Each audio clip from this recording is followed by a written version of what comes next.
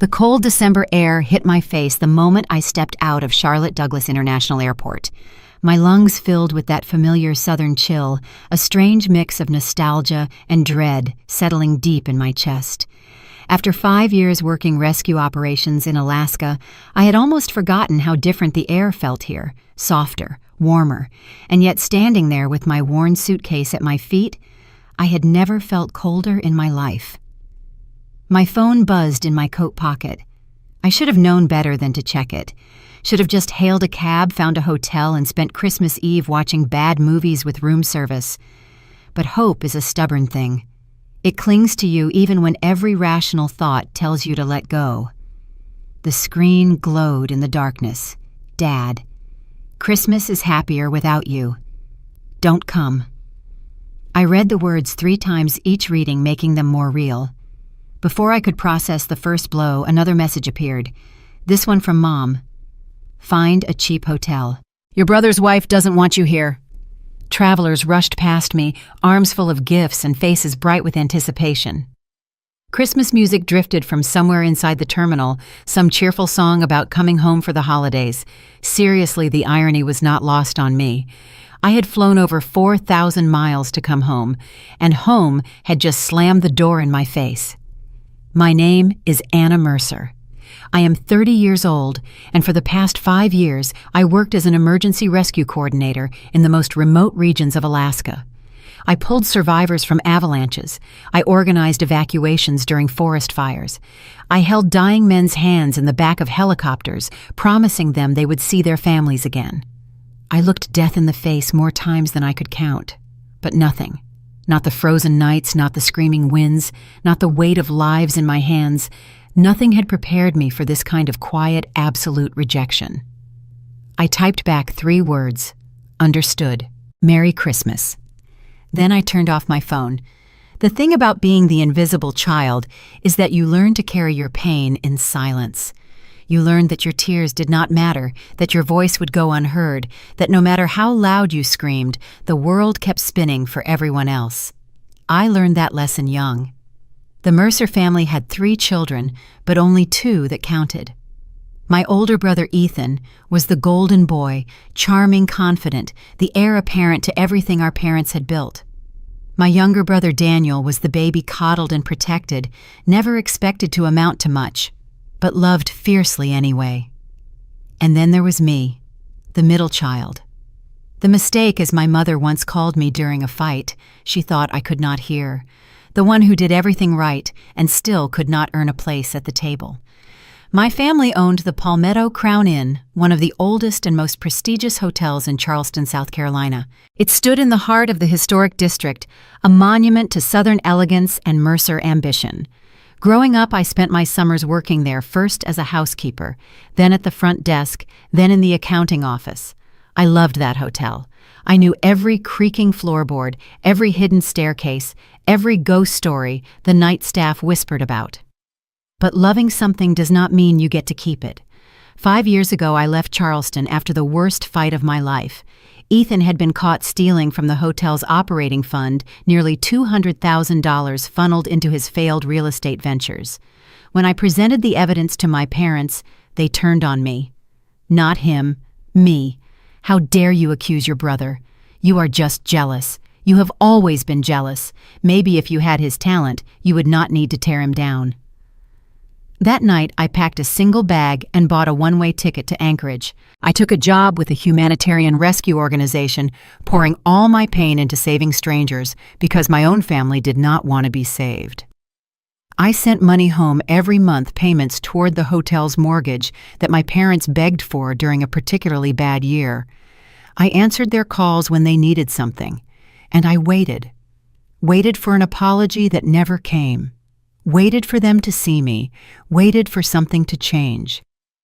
2 weeks ago, I received something unexpected, a notice of vacation time. For the first time in 5 years, I was being given 2 weeks off over Christmas. My supervisor practically forced me out the door, telling me I needed to rest, to reconnect with family, to remember why we do what we do. Family, she said, like it was the simplest thing in the world. I texted my mother, "Mom, I will be home for Christmas." She responded with a heart emoji. nothing else.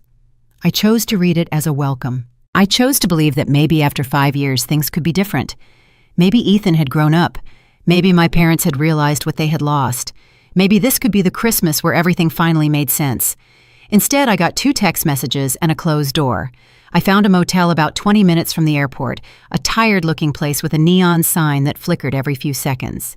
The room smelled like cigarette smoke and old carpet, but it was cheap and it was empty, and it did not ask me any questions. I lay on the bed without undressing, staring at the water-stained ceiling, and tried to remember the last time I felt like I belonged somewhere. The memory that came was from when I was 8 years old, Christmas morning. I woke up before everyone else and crept downstairs to see the tree. The presents underneath were sorted into 3 piles, one for Ethan, one for Daniel, one for me. But my pile was the smallest. It was always the smallest. I sat there in my pajamas counting the boxes, and something inside me broke. Not all at once, just a little crack. The first of many. Now lying in that motel room, I felt those cracks spreading. But I also felt something else, something harder, colder, more determined. I was done waiting, done hoping, done being the daughter who accepted crumbs and called them love. Before I left Alaska, I received a package from a lawyer in Anchorage, a thick envelope marked urgent that I shoved into my carry-on without opening. Now, with nothing else to do and nowhere else to go, I pulled it out. Inside was a stack of documents, legal papers, financial records, and a letter that began, "Dear Ms. Mercer, we regret to inform you that as guarantor of the primary loan secured against the Palmetto Crown Inn." I sat up slowly, my heart beginning to pound. I remembered signing papers 7 years ago. My parents needed my credit score, my income verification, my signature on a loan they swore was just a formality. Just to help the family, they said. Just until Ethan gets his business off the ground, you understand. I understood. I signed. And then I was pushed back into the shadows, never mentioned in family discussions, never consulted on business decisions, never treated as anything more than a convenient tool. But the documents in my hands told a different story. According to the fine print my parents clearly hoped I would never read, if the loan went into default, ownership of the property would transfer to the guarantor. The guarantor was me. The loan had defaulted 18 months ago. The Palmetto Crown Inn, the crown jewel of the Mercer family, recently appraised at just under $1 billion, legally belonged to me. My phone, still turned off, sat on the nightstand. In the morning, I knew there would be missed calls, voicemails, text messages demanding that I come home after all, not because they missed me, but because they needed something, because they always needed something. I picked up the phone and turned it on. 7 missed calls from Dad, 3 texts from Mom, 2 calls from Ethan, and 1 voicemail from a number I did not recognize, the law office of the Mercer family's attorney. "Miss Mercer," the voice said tight with barely concealed panic, "there are urgent matters regarding the Palmetto Crown Inn. Please call me back. It is important." I set the phone down and looked at the documents spread across the bed. The hotel that had been my childhood home, the family that had thrown me away, the billion-dollar property that was, according to every legal document I could find, entirely mine. They told me Christmas was happier without me. They had no idea what was coming. Dawn crept through the thin motel curtains like an unwelcome guest, painting everything in shades of gray. I hadn't slept. I hadn't. The documents were still spread across the bed, and I read them so many times that I could recite entire paragraphs from memory. The legal language was dense, full of whereofs and heretofores, but the meaning was crystal clear. I was the sole legal owner of the Palmetto Crown Inn. My phone buzzed throughout the night with increasingly desperate messages. The first ones from Mom were soft, almost conciliatory. "Anna, yesterday was just a misunderstanding. Your sister-in-law is stressed. Do not take it personally. Come home. We can talk." The messages from Dad were shorter, more demanding. "Call me back. You are causing problems. The lawyer needs to speak with you. This is serious." And Ethan, dear golden Ethan, sent his own contribution to the family chorus. "Mom and Dad are really upset. Do not make this worse than it needs to be." I read each message with the detachment of someone examining specimens under a microscope. The pattern was so familiar, it was almost comforting. They only reached out when they needed something. They only called when there was a crisis. And they always found a way to make it my fault. But this time was different. This time I held all the cards. I showered dressed in the plainest clothes I had packed and drove into Charleston proper. The city was beautiful in the morning light, draped in Christmas decorations that made every street corner look like a postcard. Horse-drawn carriages carried tourists past historic mansions. Church bells rang in the distance. Everywhere I looked, people were celebrating families together, couples holding hands, children chasing each other through parks dusted with morning frost. I felt like a ghost moving through a world I no longer belonged to. My first stop was not home. It was not the hotel. It was the law office of Caroline Hayes, an estate attorney I found through a quick internet search the night before. Her reviews described her as thorough, incorruptible, and absolutely ruthless when protecting her clients' interests. She agreed to an emergency consultation when I explained the basics of my situation.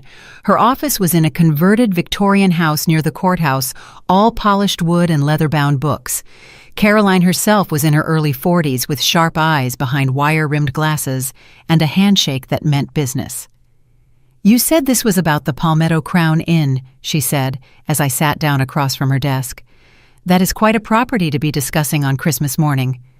"It is quite a situation," I replied, sliding the stack of documents across her desk. She read in silence for nearly 20 minutes. I watched her expression shift from professional interest to confusion to barely suppressed shock. When she finally looked up, her eyes had changed. She was looking at me the way people look at someone who just discovered a winning lottery ticket in their coat pocket. "Anna," she said slowly, "you are not just a guarantor. According to these documents, when the loan defaulted 18 months ago, full ownership transferred to you automatically. There is an addendum here, Addendum C, that explicitly states the transfer is irrevocable without your written consent. I never consented to anything, which means the transfer stands." She spoke quietly. "The Palmetto Crown Inn was appraised 6 months ago at $986 million. You are the sole legal owner of a property worth nearly $1 billion. The words hung in the air between us. "Does my family know?" I asked. "They know something is wrong. The bank has been sending notices. Their attorney has been trying to refinance, restructure, and do anything to regain control. But they cannot, because they don't own anything anymore. You do." I thought about the texts. "Christmas is happier without you. Find a cheap hotel." The casual cruelty of it. The absolute certainty that I would never fight back, that I would accept my banishment quietly, that I would fade away like I had always faded away. "There is more," Caroline continued, her voice dropping. "I looked at some of the supplementary documents. Your brother Ethan has been signing papers using your name. Some of these signatures," she pointed to several lines, "these do not match your actual signature at all. They are forgeries." The room felt very still. What does that mean practically? It means they didn't just use you as a financial safety net without your knowledge. They broke the law. Multiple counts of it. She met my eyes. "If you wanted to pursue this, you could." I sat with that for a long moment. The weight of it. The power of it. For 30 years I was nothing to them, a convenience, an afterthought, a problem to be managed. And now I held their fate in my hands. "I don't want to destroy them," I said finally. "I just want the truth." Caroline nodded slowly. "Then let's make sure you get it. But first you need to understand exactly what you're dealing with." She picked up her phone and made a call. When she hung up, she looked at me with something like respect. "I called Nathan Cole. He's your family's attorney. He has been trying to reach you. I think it is time you found out exactly what your family is so desperate to hide." My phone buzzed again. "Dad." I let it ring. "One more thing," Caroline said. "Before we meet with anyone, I want you to see the hotel. If you're going to make decisions about its future, you need to know what condition it is in." 2 hours later, I stood in the lobby of the Palmetto Crown Inn for the first time in 5 years. The grand foyer, with its gleaming wood and antique Persian rugs, still caught the light in exactly the way I remembered, but something was different. The place felt tired. Paint was peeling in corners I once kept spotless. The brass fixtures were tarnished. Staff moved through the space with the exhausted efficiency of people who had stopped caring. An older man in a maintenance uniform recognized me almost immediately. Samuel, I remembered. He had worked here longer than I had been alive. "Miss Anna," his voice cracked with surprise. They said you weren't coming." "I wasn't supposed to," I said quietly. "But plans change." He glanced around nervously. "Things have been bad, miss. Real bad. The new management—" He stopped himself, looking afraid. "It is okay, Samuel. You can tell me." "Occupancy is down 40%. We haven't been paid on time in 6 months. Mr. Ethan—" He shook his head. "He doesn't know what he's doing. Forgive me for saying so, but someone needed to say it a long time ago." Before I could respond, a familiar voice cut through the lobby. "What the hell are you doing here?" I turned to find Ethan striding toward me, his face flushed with anger. Behind him, a group of well-dressed investors had stopped mid-tour, watching the scene unfold with undisguised curiosity. "Hello, Ethan," I said calmly. "Merry Christmas." "You can't be here. You weren't invited." "Actually," Caroline stepped forward, her voice carrying across the polished floor. "She can be anywhere she wants to be. She owns this hotel."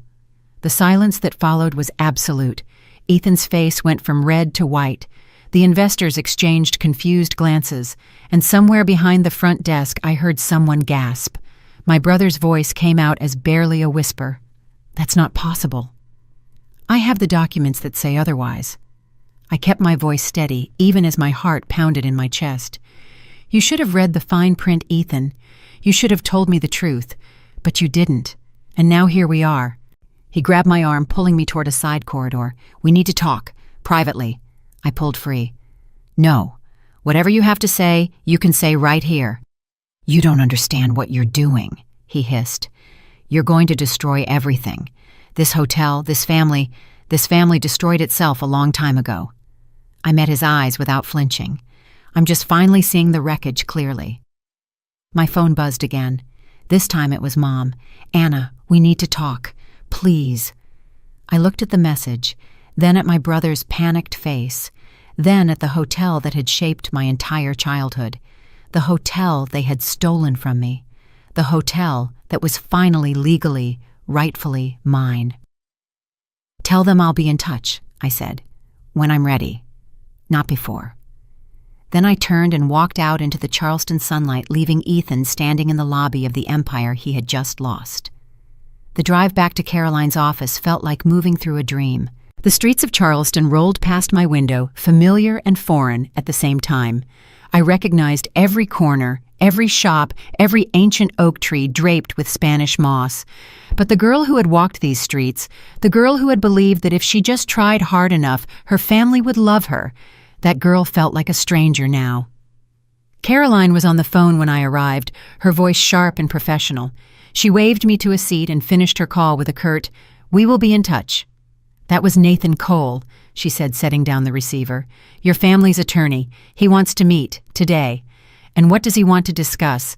"He didn't say directly, but I can guess. They want you to sign over your ownership rights.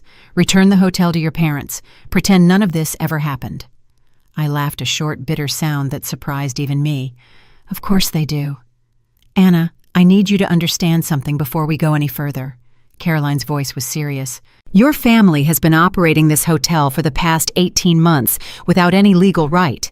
They've been signing contracts, taking loans, making decisions, all while technically trespassing on your property.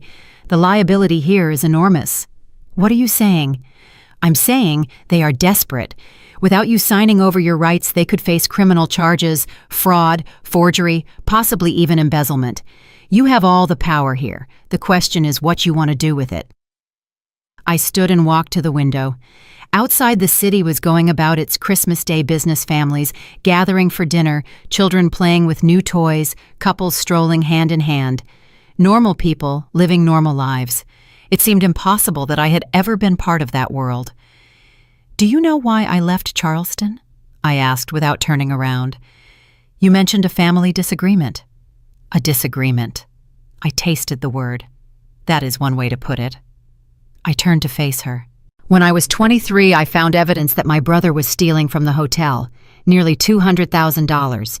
I brought it to my parents with everything documented: bank statements, transfer records, receipts. I thought they would be grateful. I thought I was protecting the family business. What happened? They told me I was jealous, that I had always been jealous of Ethan, that I was trying to tear him down because I couldn't stand to see him succeed. My voice remained steady, but I felt old wounds reopening.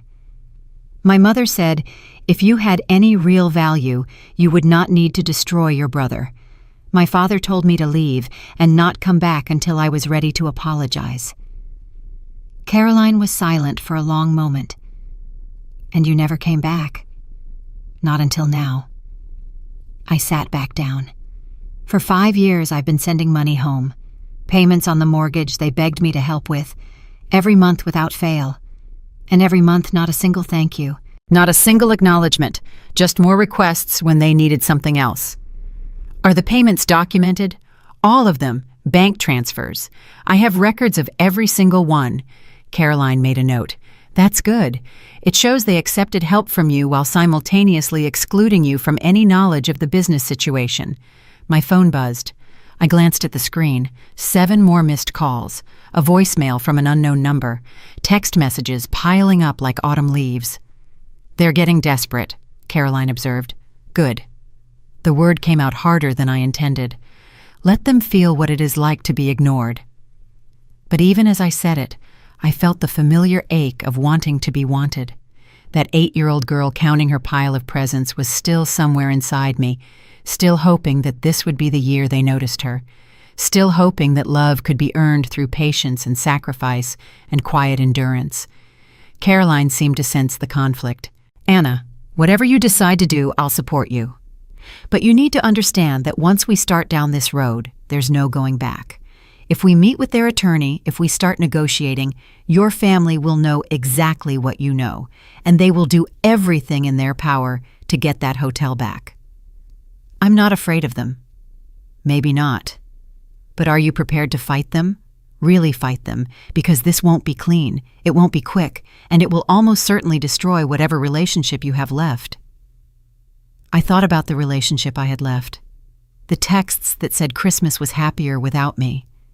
The years of being made to feel invisible, worthless, less than. The way my father never looked at me, the way he looked at Ethan, with pride, with hope, with recognition of shared blood. There is no relationship, I said finally. There hasn't been for a long time. They just never noticed. Caroline nodded slowly. Then let me show you something. She pulled up financial records on her computer documents she had obtained from public filings and her own investigations. As she scrolled through them, my understanding of the situation shifted and deepened. The hotel wasn't just struggling. It was hemorrhaging money. Occupancy rates had plummeted. Major contracts had been lost. Ethan signed a disastrous deal with a management company that was now suing for breach of contract. And beneath all of it, hidden in line items and footnotes, were payments to shell companies that seemed to have no legitimate business purpose. Where did this money go? I asked, pointing to a series of transfers. That's what I intend to find out. Caroline's expression was grim. But if I had to guess, someone has been siphoning funds out of the hotel for years, and given who had access to the accounts, Ethan, possibly, or your parents, or all of them together. She met my eyes. Anna, this isn't just about ownership anymore. This is about a pattern of deep financial misconduct. If we dig deeper, and I think we need to, we may find things that cannot be undone. I sat with that weight for a long moment. The hotel I had loved, the family I had tried so hard to please, the truth that was even uglier than I had imagined. Then we dig, I said. I want to know everything. Caroline picked up her phone. I'll call Nathan back. Tell him we'll meet tomorrow morning. Neutral ground, the conference room at the Marriott downtown. She paused. Are you sure you're ready for this? I looked at my phone, still dark with unread messages from people who had spent my entire life making me feel small. Then I looked out the window at the city that had been my home, the city I had fled, the city I was about to reclaim. "I've been ready for 30 years," I said. They just never bothered to ask. The Marriott conference room was aggressively neutral beige walls, generic art, a long table surrounded by leather chairs. It could have been any corporate meeting room in any city in America, but the tension in the air was anything but ordinary. I arrived first deliberately. I wanted to be the one watching them walk in. I wanted to see their faces when they realized I was not the same girl who fled Charleston 5 years ago. Caroline sat beside me, her legal pad already filled with notes, her expression calm and professional. My family arrived together, a united front that would have been touching if it were not so clearly orchestrated. My father walked in first, his face set in the stern expression I remembered from every lecture, every disappointment, every moment he had looked through me like I was not there. My mother followed, clutching his arm, her eyes red-rimmed and her posture suggesting fragility.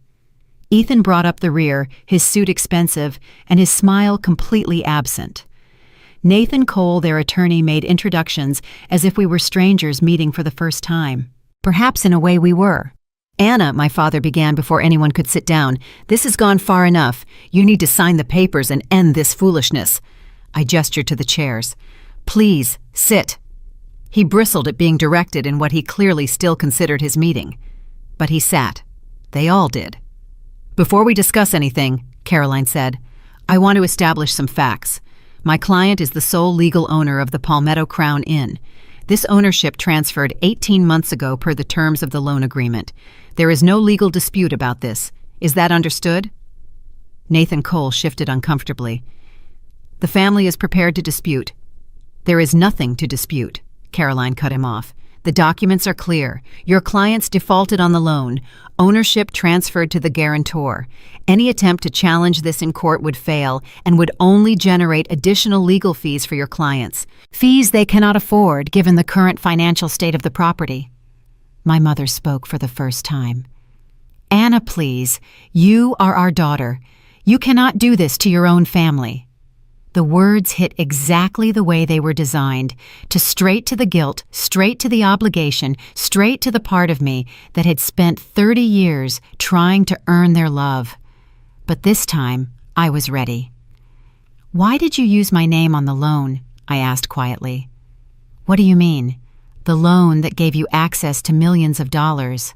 The loan that kept the hotel running for years. Why did you put my name on it instead of Ethan's, instead of your own?" My father's jaw tightened. "Your credit was better. It was a practical decision." My credit was better because I lived within my means, while Ethan was bankrupting his real estate ventures with hotel money. I kept my voice steady. "Did you know that at the time? Did you know he was stealing?" "He was not stealing," my mother said quickly. "He was investing. There is a difference." "Show me the returns on those investments." I turned to Nathan Cole. "You must have records. Show me the profits that justified diverting $200,000 from the hotel's operating fund." The silence was enough. "Anna?" Ethan finally spoke, his voice tight with controlled anger. "You don't understand the business world. Sometimes investments take time to mature. Sometimes there are temporary setbacks. You can't judge—" "You lost everything," I said flatly. "Every penny you took, and then you came back for more. And when I tried to stop you, you had our parents throw me out of the family." "We never threw you out," my mother protested. "Leave, and do not come back until you are ready to apologize." I quoted my father's words exactly. "Those were your exact words, Dad. December 14th, 2019. I remember because I spent that Christmas alone in a motel in Alaska, wondering what I had done wrong." My father's face flushed. "You accused your brother of being a thief." "He was a thief. He is a thief." I pulled out a folder Caroline had prepared and slid it across the table. "These are bank records, transfer receipts, contracts signed with my forged signature. This isn't an accusation anymore, Dad. This is evidence." Nathan Cole reached for the folder, but my father got there first. As he flipped through the pages, I watched the color drain from his face. "Where did you get these?" "They are public records," Caroline said. "Available to anyone who knows where to look.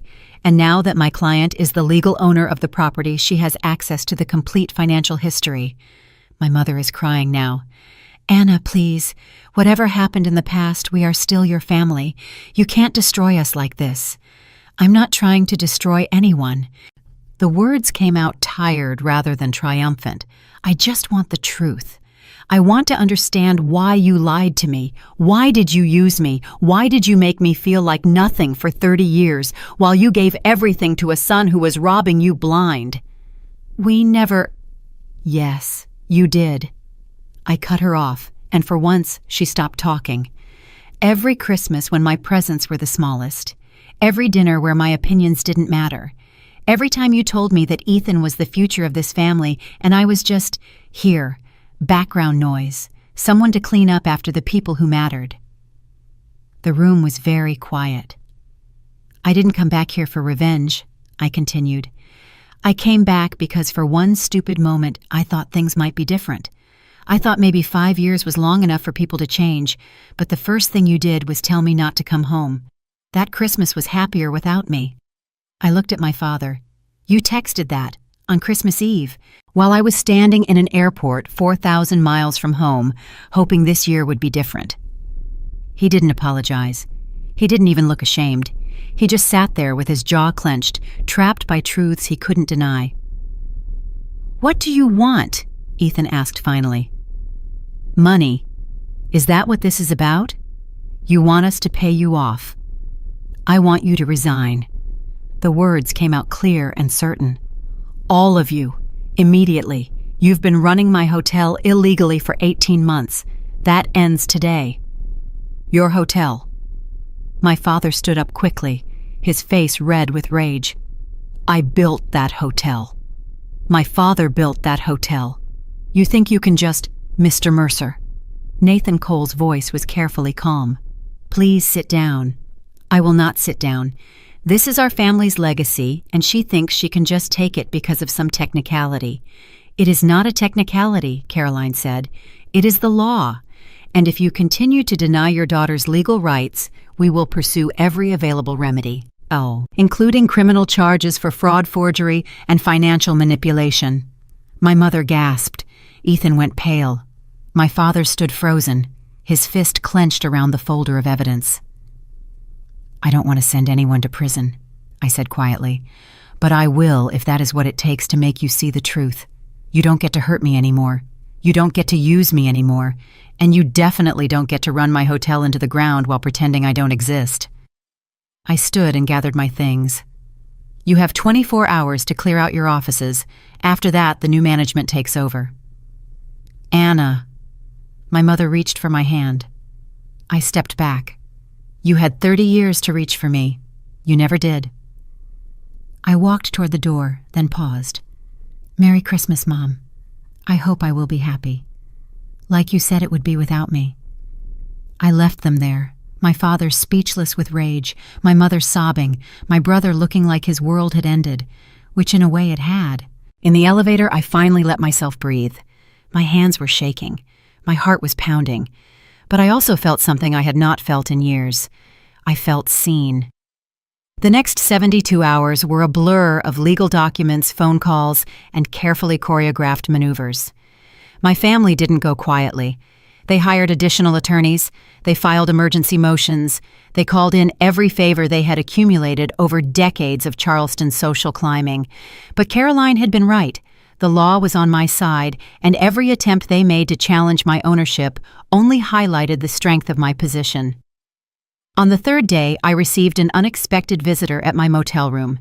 I opened the door to find a man in his early 40s, well-dressed, but not ostentatiously so, with the kind of quiet confidence that comes from having nothing to prove. Anna Mercer. He extended his hand. I'm Parker Sterling. I believe we have some things to discuss. The name triggered a distant memory headlines about hotel acquisitions profiles in business magazines, rumors of a hospitality empire that stretched across 3 continents. Mr. Sterling, I know who you are. I did not take his hand. I also know you were touring my hotel with my brother 2 days ago. I was considering an acquisition, he admitted. Your brother presented himself as having authority to sell, Imagine my surprise when I discovered he didn't actually own anything. "Is that why you're here, to make me an offer?" "Actually, no." He smiled slightly. "I'm here because I've been following your situation with considerable interest. A woman who spent 5 years in humanitarian rescue work, who just discovered she owns a billion-dollar property, who is standing up to a family that has clearly wronged her. That is not someone who wants to sell and walk away. That is someone who wants to build something." I studied him carefully. In my experience, people who showed up uninvited usually wanted something. "What exactly are you proposing?" "A partnership." He pulled out a business card. "The Palmetto Crown Inn is a remarkable property with a remarkable history, but it has been badly mismanaged for years. The infrastructure is failing. The reputation is damaged. Turning it around will require capital expertise and a clear vision for the future. And you are offering those things. I am offering a minority stake, 49% to your 51%. You maintain control. You make the final decisions.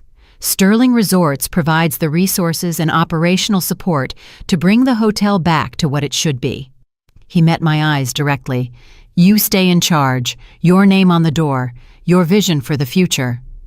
It was, I had to admit, exactly the kind of offer I would need if I was serious about keeping the hotel rather than selling it. The financial records Caroline had shown me made it clear that the property needed significant investment just to stay operational, investment I did not have access to on my own.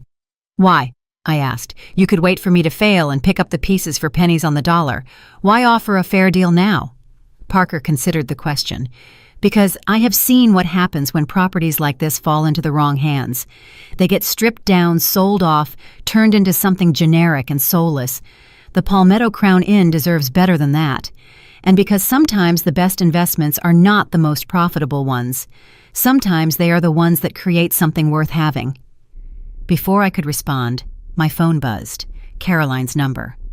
"I need to take this," I said. "Of course." Parker stood. "Think about what I've said. When you are ready to talk terms, you know how to reach me." He left, and I answered the phone to Caroline's urgent voice. "Anna, we have a problem. Your brother just called an emergency board meeting. He's claiming there are procedural irregularities in the ownership transfer. It's a stalling tactic, but it could tie things up for weeks." "Can he actually do that?" "He can try. It will fail, but it will cost time and money.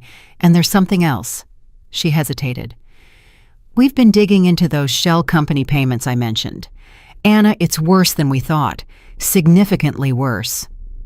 I sat down on the edge of the bed, my brief moment of optimism fading. "Tell me." Over the past 5 years, nearly $8 million has been funneled out of the hotel through fake vendor contracts and shell corporations. The money trail leads to accounts controlled by your brother, but some of it, a significant portion, went to accounts in your parents' names as well. The room seemed to tilt slightly. $8 million. Not just Ethan's failed investments, not just bad management, systematic theft perpetrated by my entire family. "They're all in on it," I said slowly. "It appears so. And Anna—" Caroline's voice softened. "Some of the transfers were authorized using your name, your forged signature. If this goes to court, they will try to claim you were complicit." "I was in Alaska. I haven't been near the hotel's finances in 5 years." "I know, we can prove that, but it is going to be a fight." She paused. "Are you still sure you want to pursue this?"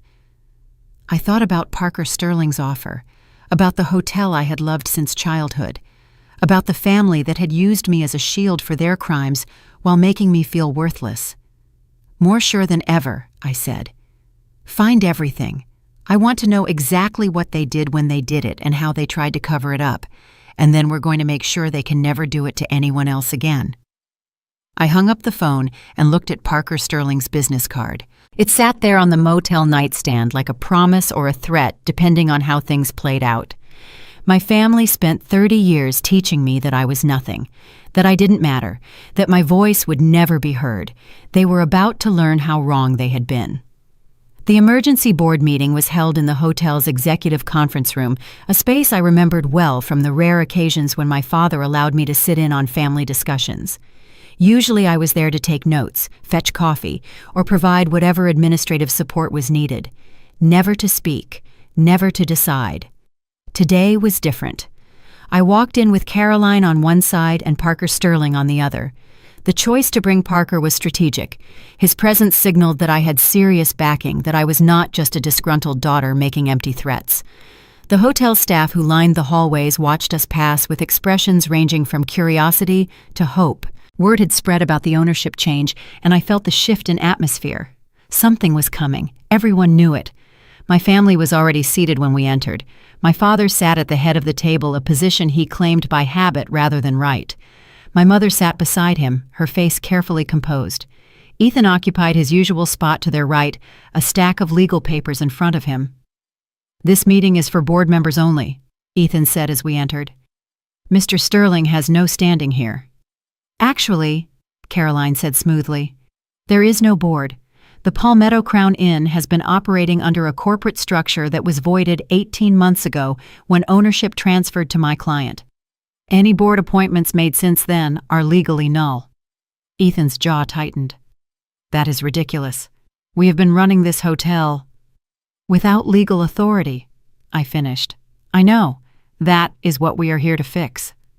I took a seat, deliberately choosing the center of the long table. A statement of intent. "Yesterday, I received a full accounting of the hotel's financial status." I began.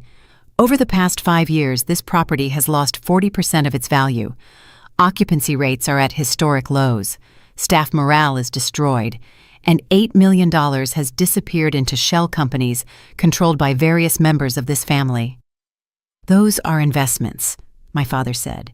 "Long-term strategic. They are theft." I pulled out a folder of documentation. I have the paper trail. I have the account numbers. I have copies of contracts that never resulted in any actual services being provided.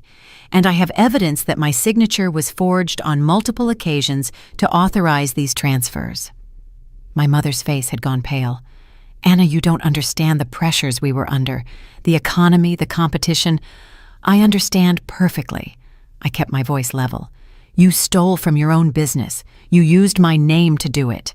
And when I tried to stop it 5 years ago, you threw me out of the family rather than face the truth." The silence that followed was heavy with unspoken accusations and mounting fear. For the first time in my life, I saw my father look uncertain. My mother's carefully maintained composure was cracking. Ethan's arrogance had given way to something closer to panic. "What do you want?" my father asked finally. "I want what should have been mine all along, control of my own property, transparency in all financial matters, and your complete resignation from any operational role in this hotel." I met his eyes directly. "You can keep whatever money you have already stolen. Consider it your severance, but as of today, the Mercer family no longer runs the Palmetto Crown Inn." "You cannot do this," Ethan snarled. "This hotel is our legacy, our heritage. You are nothing but a—" Choose your next words very carefully. Parker Sterling spoke for the first time, his voice quiet, but carrying a weight that made Ethan stop mid-sentence. "Miss Mercer is showing remarkable restraint. The evidence she has could put all of you in prison.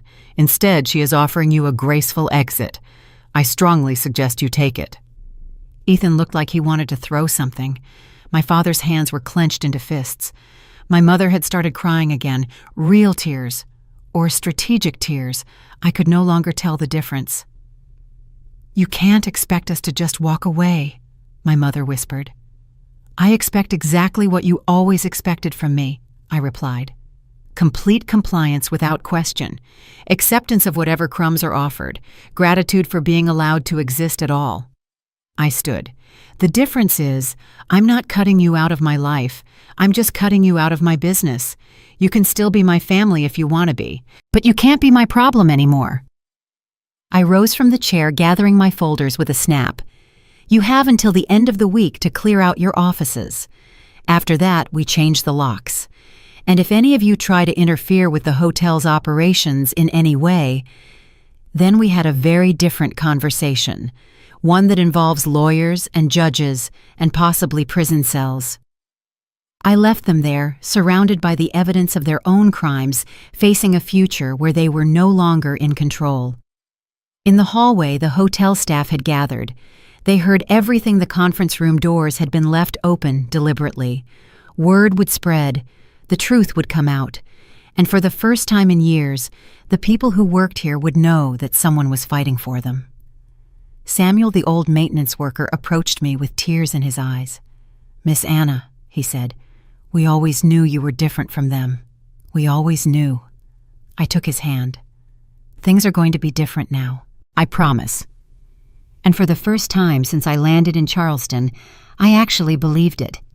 The morning I officially took control of the Palmetto Crown Inn, the sun rose over Charleston in shades of gold and amber.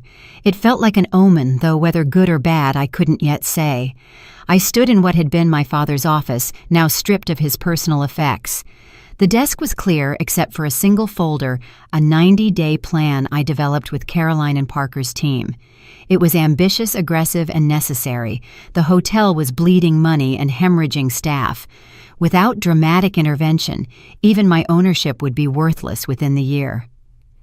At 8 in the morning, I called my first all-staff meeting. They gathered in the main ballroom, housekeepers and concierges, chefs and accountants, security guards and maintenance workers. Nearly 200 people whose livelihoods depended on what happened next. I saw the fear in their eyes, the uncertainty. They had seen ownership changes before, and they knew what usually came next. Layoffs, budget cuts, the slow dismantling of everything they had built. I stood at the front of the room, without a podium, without notes, without anything to hide behind. "I know many of you remember me," I began. "I used to work here. I cleaned rooms and answered phones and learned every inch of this building from the ground up. And I know that the past few years have been hard. You were asked to do more with less. You were treated like expenses rather than assets. You watched this hotel decline while the people in charge refused to listen." I paused, looking out at the faces before me. "That ends today." I outlined the 90-day plan: immediate infrastructure repairs, a complete audit of all departments, a new compensation structure that would tie bonuses to performance rather than politics. I announced that everyone would be paid on time going forward, that unpaid overtime would be compensated, that the skeleton crew staffing that had been wearing people down would be addressed with new hires. "I can't promise everything will be easy," I said.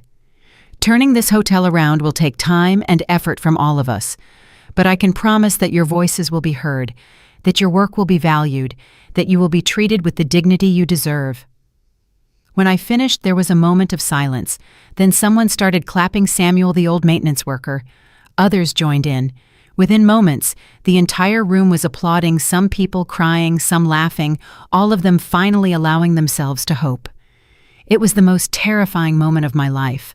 All those hopes, all those expectations now resting on my shoulders. If I failed, I wouldn't just lose a hotel. I would destroy the dreams of 200 people who had trusted me. I couldn't afford to fail. The first week was a blur of activity. Inspectors came and went, documenting everything from frayed electrical wiring to outdated kitchen equipment.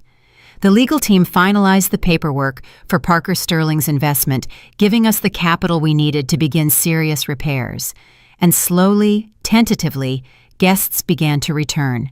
But the family was not finished with me yet.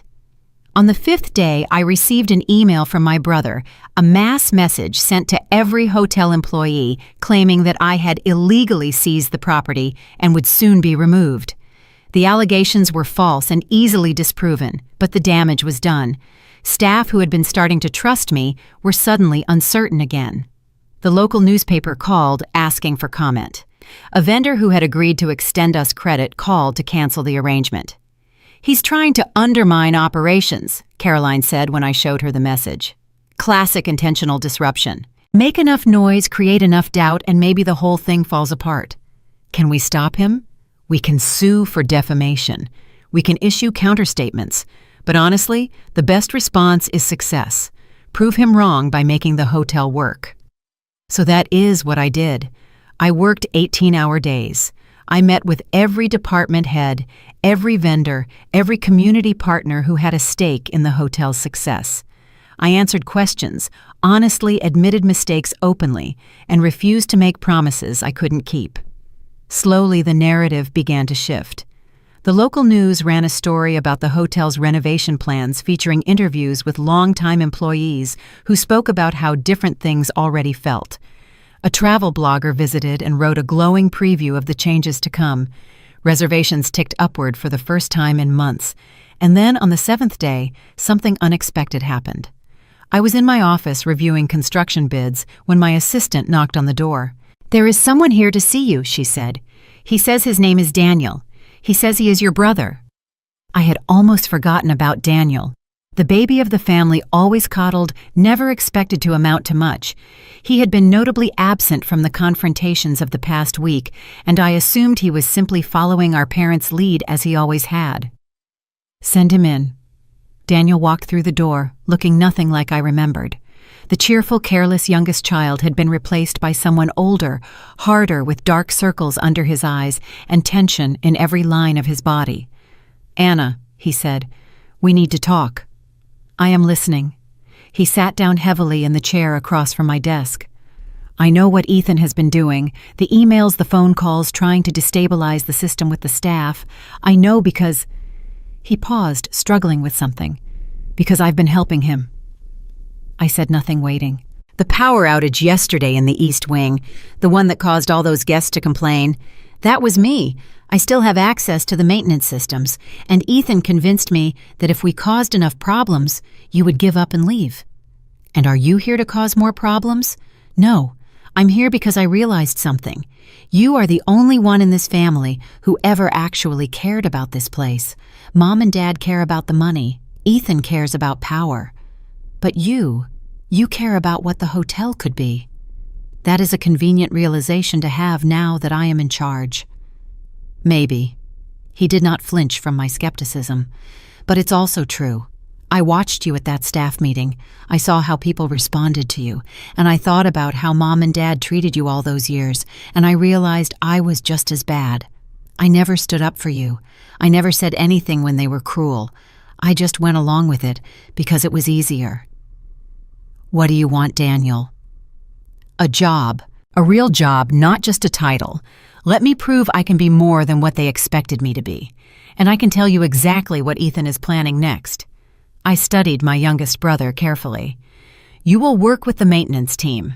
Not as a supervisor, you will have to earn that. But you will have access to the systems, and you will report directly to me about any irregularities you find. And Daniel, if you betray me, there will not be a second chance. This is it."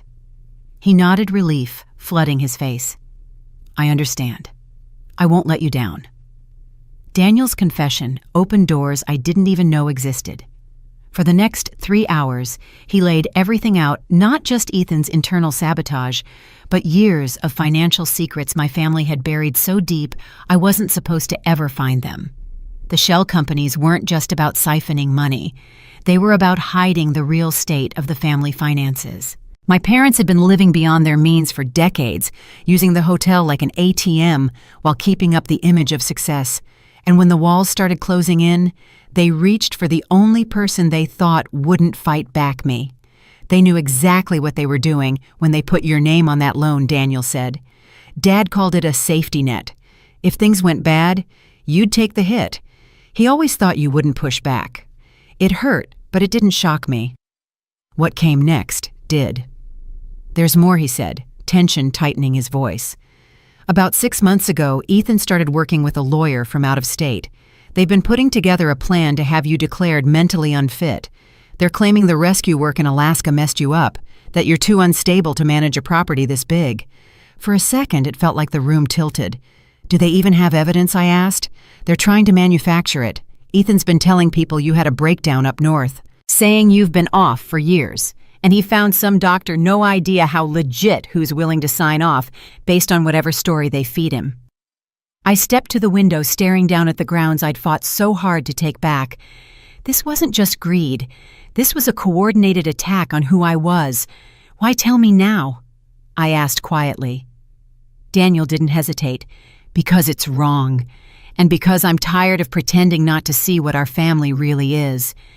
You were the only one who ever treated me like more than the baby. You never made me feel small." He pulled something from his jacket, an old photograph of the two of us as kids on the hotel steps, both missing teeth, both so unaware of what was coming. "I found this in Dad's old things," he said, "back when things were still good. I figured you should have it." I looked at the picture for a long moment. Those kids deserved better than the adults they became. "Thank you," I said simply. After he left, I called Caroline and Parker into an emergency meeting. The mental fitness angle changed everything. We needed to be ahead of this before it hit a courtroom. "The good news," Caroline said after reviewing Daniel's notes, "is these cases rarely succeed. They'd need real doctors, documented patterns, witnesses.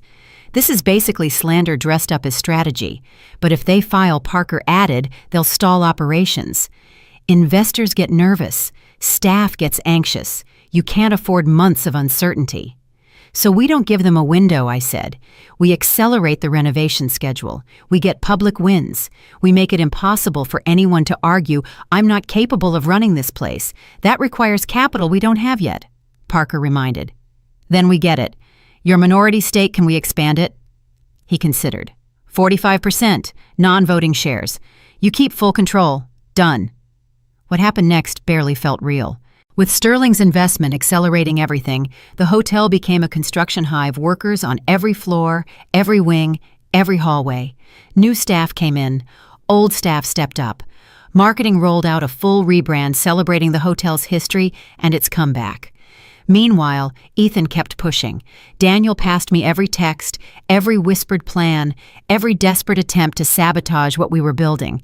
But the momentum had already shifted. Vendors returned. The staff rallied. Guests noticed the changes. Then the Charleston Chronicle ran a front-page piece titled, "New Management Breathes Life into Historic Palmetto Crown Inn Photos. Interviews. Praise." That same night I got the text, "You think you have won. You have not. This is not over." I didn't answer. Because whatever was coming, I was ready. What I didn't know was that the danger wasn't outside anymore. It was already inside the building, waiting for the lights to go out. The call came at 3 a.m. I had fallen asleep at my desk, something that happened more often than I wanted to admit, and the ringing phone dragged me out of a dreamless darkness. "Miss Mercer, there has been an incident." The security officer's voice was tense. "Someone tried to access the main data center. We caught them on camera." I was at the security station within 10 minutes, still pulling on my jacket. The footage was grainy, but clear enough, a figure in dark clothing moving through the maintenance corridors with obvious familiarity. They knew exactly where the cameras were, exactly which doors to use, exactly how to navigate the building's hidden spaces. "Can you identify them?" I asked. "Not from this angle, but look at this." The security officer rewound the footage and zoomed in on the figure's hand. "That is a maintenance pass. Current issue. Someone on staff gave them access." Daniel. The thought hit me like a punch to the gut. He had access. He knew the systems. Had his confession been part of the plan all along? Gain my trust, then strike when I wasn't expecting it. I pulled out my phone and called him. It went straight to voicemail. I tried again. Same result. "Find him," I told the security officer, "and lock down the building. No one leaves until we know what happened." It took 2 hours to locate Daniel. He was in the basement, unconscious, with a bruise on his temple and his maintenance pass missing. When he finally came around, his story tumbled out in fragments. He had been checking on the data systems, part of his new responsibilities, when someone attacked him from behind. He hadn't seen who it was, but he heard a voice he recognized. "It was Dad," he said, his voice hollow with shock. "I heard him talking to someone else, giving directions." My father. Not Ethan. My father. Caroline arrived within the hour, and we pieced together what had happened. The intruder, we later identified him as a former employee who had been fired years ago for theft, had been hired by my father to sabotage the hotel's critical infrastructure, including the data center and key utility controls. If successful, the resulting system failure would have crippled the hotel's operations and destroyed the documentation of their financial crimes. He was willing to cripple his own legacy, I said, staring at the police report, rather than let me have it. "The authorities are taking him into custody now," Caroline said gently. "Him and the man he hired. The charges are serious. Sabotage of critical infrastructure conspiracy, attempted destruction of property. He's looking at real prison time." I should have felt vindicated. I should have felt triumphant. But sitting in my office as the sun rose over Charleston, all I felt was tired and sad and empty. My phone rang. Ethan's number. "I know what he did," Ethan said before I could speak. His voice was shaking. "I swear to you, Anna, I didn't know he was planning this. I thought we were just fighting for the hotel. I didn't know he would have caused enormous damage," I said flatly. "If the entire utility system had gone down with guests in the building, I know." He was crying now. "And I'm sorry. For everything. For the money, for the lies, for all of it. I was so busy trying to prove I was better than you that I never saw what we were becoming." I let the silence stretch. There were no words for this, no reconciliation that could undo decades of damage. "What happens now?" Ethan asked finally. "Now you leave," I said. "You and Mom. You find somewhere else to be, somewhere far away from here, and you never contact me again." "Anna, this is not negotiable. Dad is going to prison. The hotel is moving forward without any of you, and I am finally done trying to earn love from people who never had any to give." I hung up before he could respond. There was nothing more to say. That afternoon, I stood on the hotel's rooftop terrace and watched the Charleston skyline shimmer in the afternoon light. Daniel stood beside me, his head still bandaged, his expression a mix of guilt and hope. "I'm sorry I couldn't stop him," he said. "You tried. That is more than anyone else in this family ever did." I looked at my youngest brother, really looked at him, and saw something I recognized. The desire to be better than what you were raised to be. The hope that redemption was still possible. "Stay," I said. "Help me rebuild this place. Help me make it what it should always have been." He nodded, tears streaming down his face. "Thank you. Thank you for giving me a chance." Below us, the hotel was coming back to life. Workers moved through the corridors, repairing damage and building something new. Guests laughed in the lobby, the smell of fresh paint mixed with the scent of the sea. After 30 years of doubt, I had finally found my own path. Now finally I was seeing myself. 3 months after taking control of the Palmetto Crown Inn, I stood in the grand ballroom and watched it transform for our reopening celebration. Heavy glass fixtures that had been dark for years now blazed with light. Fresh flowers filled every surface. Staff moved through the space with a confidence and pride I had never seen during my childhood here. It is remarkable. Parker Sterling appeared beside me, 2 glasses of champagne in hand.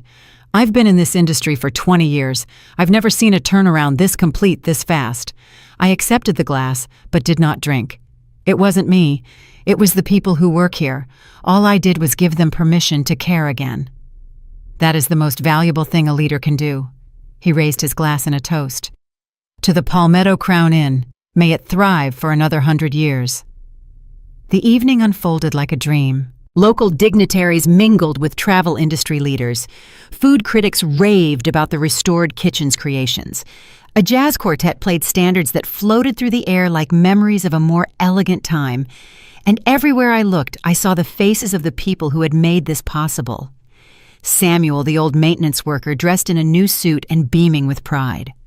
Maria, the head housekeeper, who had kept things running through the worst of times. The front desk team who had greeted guests through crisis after crisis, always professional, always kind. Daniel found me near midnight when the party was winding down and the last guests were saying their goodnights. "Dad's sentencing hearing was today," he said quietly. 5 years. Sabotage of critical infrastructure and conspiracy. I nodded. I knew it was coming. I chose not to attend. There was nothing I could say to him that would change anything and nothing he could say that I needed to hear. "Mom and Ethan left for Florida this morning," Daniel continued. "She sold the house. Apparently they are starting over." Good. The word came out neutral, neither bitter nor forgiving. Just final. I hope they find whatever they are looking for. Do you really? I thought about it honestly. About the parents who had dismissed me for decades. About the brother who had stolen my birthright. About the years of pain and doubt and loneliness. I really do, I said finally. I'm done being angry at them. I'm done needing them to see what they did wrong. I'm just done. Daniel was quiet for a moment. Is that forgiveness? No, it is freedom. I looked at my youngest brother, the one family member who had chosen a different path. Forgiveness would mean pretending they didn't hurt me. Freedom means accepting that they did and building something better anyway. The band started playing again, one last song for the night. Auld Lang Syne, even though it wasn't New Year's. Something about old acquaintances and cups of kindness, about the past that shaped us and the future we choose. I stepped out onto the terrace, letting the cool Charleston air wash over me. The hotel rose behind me, warm light spilling from every window. Below, the city sparkled with 1,000 stories, 1,000 lives, 1,000 possibilities. My phone buzzed with a text from an unknown number. For a moment, my heart seized old fears rising up unbidden. But the message was not a threat.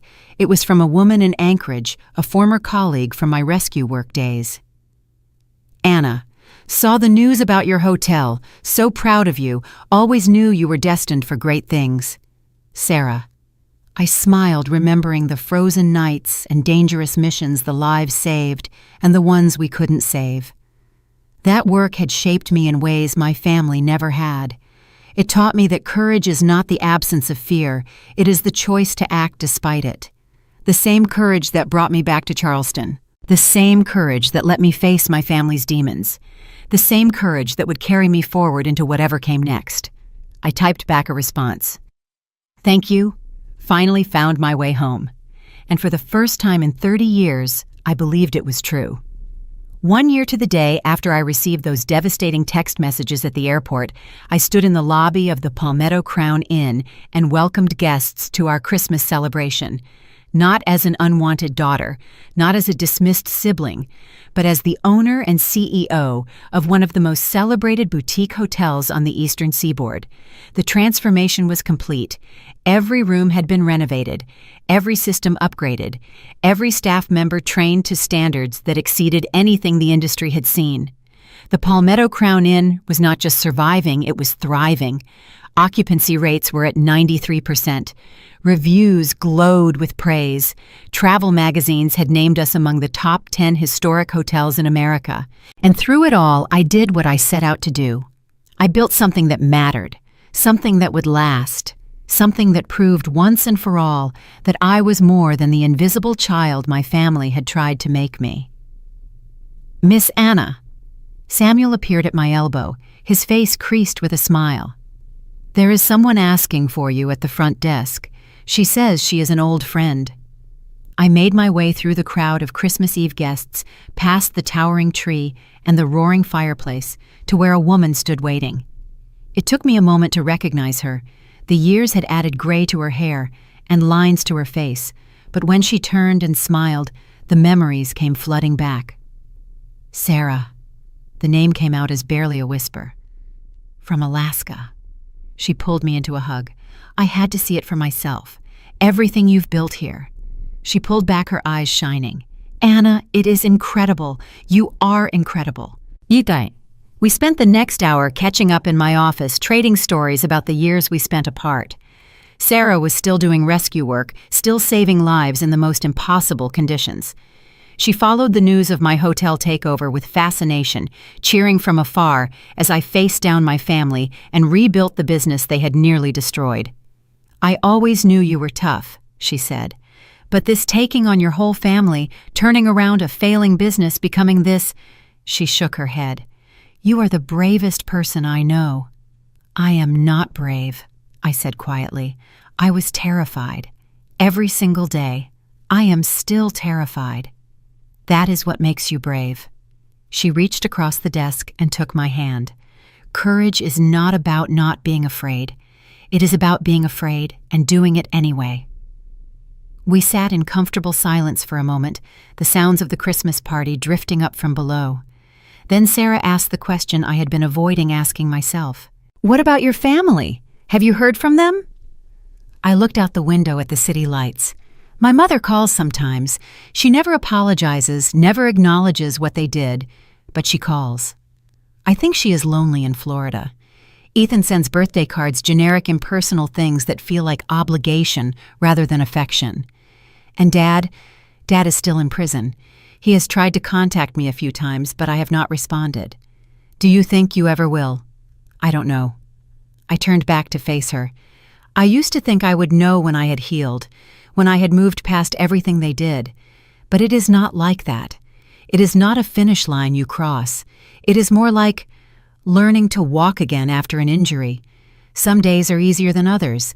Some days the old pain comes back, but you keep going, you keep building, you keep choosing to be better than what you came from.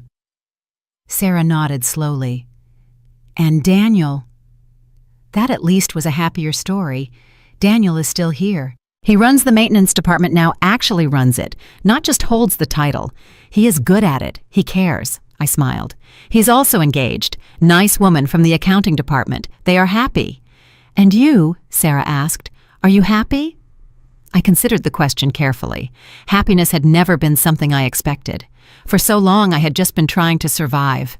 Survive my family, survive my own feelings of worthlessness. Survive the voice in my head that said I did not deserve anything better. But somewhere along the way, survival had become something more. I had found purpose. I had found a community. I had found a version of myself that I actually liked. I am getting there, I said finally. Every day a little more. Sarah stood and pulled me into another hug. That is all any of us can ask for. After she left, I stayed in my office for a long time watching the Christmas lights twinkle in the windows across the street. A year ago, I was standing in an airport reading a text message that told me I was not wanted. Now I was standing in a hotel I owned, surrounded by people who valued me, building a future I had never dared to imagine. The journey was not over. There would be more challenges, more setbacks, more moments when the old wounds reopened and the old doubts crept back in. But I had learned something important in the past year. It was enough. I had always had enough. The people who couldn't see that were not worth my pain. I gathered my jacket and headed back down to the party. There were guests to welcome, staff to thank, and a future to embrace. The Palmetto Crown Inn was open for business, and so was I. Christmas morning arrived quietly the way it always does when you stop expecting magic from the day. I woke before dawn in my apartment on the top floor of the hotel, a small space filled with books, a few plants I kept forgetting to water, and photos from the places that shaped me. It wasn't fancy, it wasn't grand, but it was mine, and for the first time in my life, that was enough. For a moment I rested there in the stillness, listening to the sounds below, soft voices from the early kitchen crew carts, rolling across the lobby floors, the hum of a building waking up. A year ago, I woke up in a motel room that smelled like old carpet and stale cigarettes, wondering how I could feel so unwanted in the one place I had once called home. Now I woke up in a life I built on my own terms. I dressed, grabbed a sweater, and headed downstairs. The dining room was glowing with candles and holly, warm and ready for the Christmas breakfast we hosted each year. The staff greeted me with genuine smiles, not the forced politeness I'd grown up around. They handed me coffee before I even asked. Someone put a hand on my shoulder as they passed, just a silent Merry Christmas. It felt like family in a way my real family never had. Daniel found me near the kitchen doors, grinning in that lopsided way he used to when we were little. "Merry Christmas," he said, pulling me into a hug. "I have something for you." He handed me a small silver box. Inside was a framed copy of the childhood photo he'd found the two of us on the hotel steps, grinning with missing teeth and scraped knees. "I figured, maybe it's time we remember the good parts too," he said softly. I held the picture for a long moment. That girl didn't know about betrayal or loneliness or fighting for a place at a table that was never meant for her. She didn't know she'd grow up feeling invisible, but she also didn't know she'd someday build a home stronger than the one she lost. "You were right," I told him. "We deserved better. And somehow we still found it. We hugged again, longer, steadier this time. Not out of obligation, but out of choice. Out of forgiveness we earned, not forgiveness forced. The rest of the day moved gently. Guests laughed in the dining room. Kids ran up and down the hallways in holiday pajamas. The staff exchanged small gifts. The hotel felt alive, like it was breathing again after years of being held underwater. In the afternoon, I walked the grounds alone. The winter sun sat low, lighting the gardens in that soft gold Charleston is known for. The fountains shimmered. The old oak tree stood steady in the corner, the same place I used to hide with books, just to feel unseen in a quieter way. I let myself remember everything, without flinching the texts that cut me open, the years of feeling like background noise the moment I realized I owned the very thing they tried to use against me. The hotel wasn't just mine on paper. It was mine in spirit, too. Reclaimed, restored, reborn.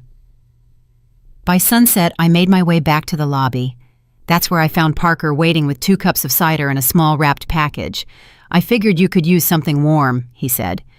I smiled. "You always show up right when things settle. That's my specialty," he said, handing me the gift. "Open it." Inside was a first edition of a book I loved as a kid, a story about a girl who fought longer and harder than anyone expected her to. "I remembered you mentioning it once," he said. "Thought maybe it would mean something to you now." "It does," I said, and I meant it. We stood together under the Christmas garland, watching the hotel glow, watching a place that almost died come back stronger than ever. Guests moved around us, creating memories they'd carry for years. The staff laughed in the background, and somewhere inside me, something settled in a way it never had before. I didn't feel whole because life became simple again, and the past didn't suddenly turn gentle either. What grounded me was realizing I no longer needed anyone's permission to belong. This space, this life, every bit of it was something I built with my own hands. And for once, that truth was steady enough to stand on. Christmas didn't mend the broken parts. Owning a hotel didn't erase the scars. Standing up to my family didn't rewrite history. But I learned something along the way. I wasn't broken in the first place. I just needed room to breathe, and I finally claimed it. As the night came to a close and the last guests drifted upstairs, I stepped out onto the terrace, breathing in the quiet Christmas air. I thought about the people who might be listening to my story someday, people who've carried their own hurts quietly, people who know what it feels like to be pushed aside by the people who should have loved them most. And for the first time, I knew what I wanted to say. If any part of my story feels familiar, tell me. Share your piece of it. I'll listen. And if you want to stay for whatever comes next in this strange, messy, beautiful life I'm building, stay close. There's more to come. Like, comment, and subscribe, not for the numbers, but so I